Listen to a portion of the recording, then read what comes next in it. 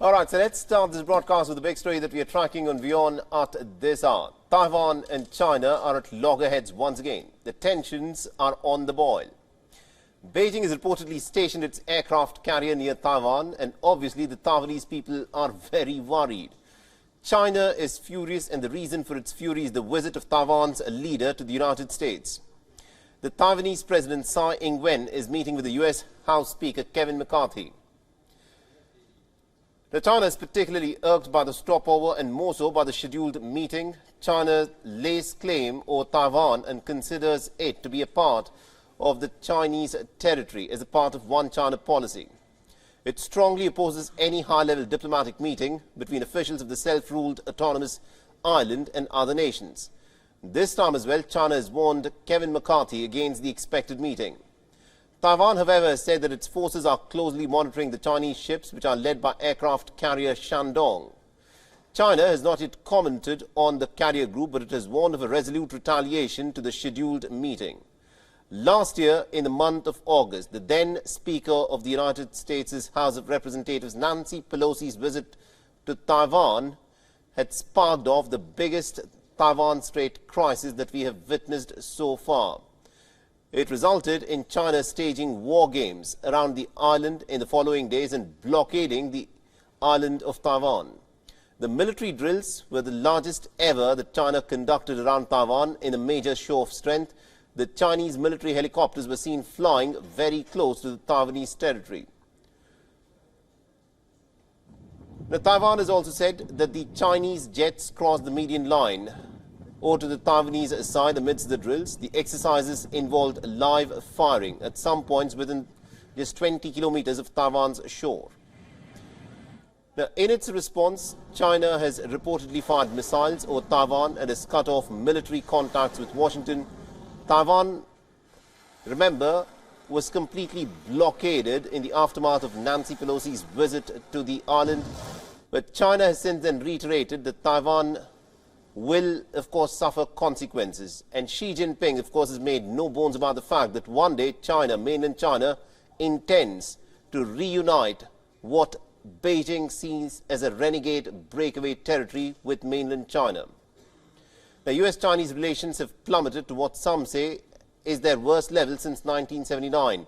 One can only imagine as to how China will react to the latest proposed meeting between Tsai Ing-wen and Kevin McCarthy.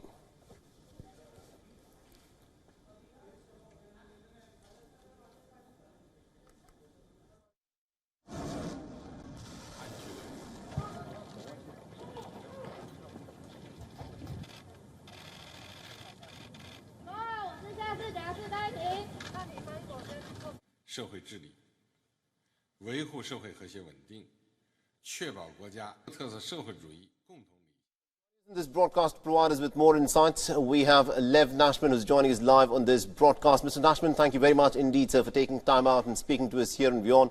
The question that everyone wants to know is, the last time Nancy Pelosi visited Taiwan, China resorted to the biggest military drills that we've witnessed in the Taiwanese Straits. And now we have the Taiwanese President Tsai Ing-wen, who's likely to meet with the American House Speaker Kevin McCarthy, and China appears to be planning some pretty big military exercises. What is your reading of this situation? Thank you for having me. So it's important to remember that Tsai meeting in the United States is far more palatable to China than Speaker McCarthy coming to Taiwan. Now, of course, no matter what kind of interaction Tsai and McCarthy have, it's going to upset the PRC, and we're going to see an overstated reaction from China. But we're not going to see the same level of military drills conducted we saw last August when Nancy Pelosi came to Taiwan, because from China's perspective, this is not as drastic of a step on the United States' behalf as sending McCarthy to Taiwan himself.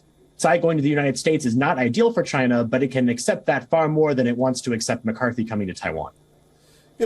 China would obviously see this as a clear infringement of its sovereignty, because China clearly sees Taiwan as a renegade breakaway province that Beijing has made no bones about wanting to reintegrate with mainland China sometime in the near future, probably sometime in this decade.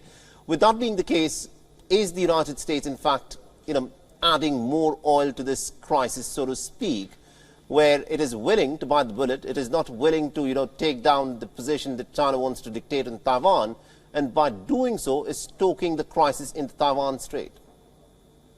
I think it's certainly important to keep in mind that the U.S. and China finding a floor to stand on is good for Taiwan. The U.S.-China relationship going back to a level of stability helps keep the peace in the Taiwan Strait.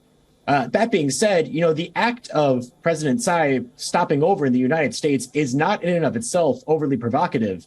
She was just in the United States in 2019 for a similar flyover to speak at Columbia University, and there was no big reaction. In fact, every president from Taiwan, since Chen Shui-bian to Ma Ying-jeou to Tsai, have all done these types of stopovers in the United States. The difference is that in the year 2023, relations have soured to such a low level that even something small like a flyover in the United States is now seen as qualitatively bigger from China's perspective. All right, very interesting that you described this as a small flyover and a stopover by the Taiwanese president in the United States. Now, I need to ask you a question that at this moment is still in the realm of speculation, because we do not know at what point will a conflict in fact break out. But a lot of American military generals are insisting that China might make its move on Taiwan sometime by 2025 to 2027. We're looking at a time frame of the next 3 to 4 years. With that being the case, do you think Taiwan can in fact rely on American support to, in some ways, take on the Chinese onslaught if it were to happen in this near future? So it's important to keep in mind that capability is not the same as intent. And just because China may reach the capability to take this kind of action against Taiwan does not mean that it necessarily intends to take this kind of action in the short term. And the United States, we talk a lot about this concept of strategic ambiguity. The United States has made it clear that under certain conditions, the United States is more likely to defend Taiwan. And if the PRC attacks Taiwan unprovoked, then I think there is a reasonable chance that the United States would step in to defend Taiwan. All right, that's pretty optimistic there. Thank you very much indeed, Mr. Nashman, for joining us and getting us all those insights there. Thank you for having me. WION is now available in your country. Download the app now and get all the news on the move.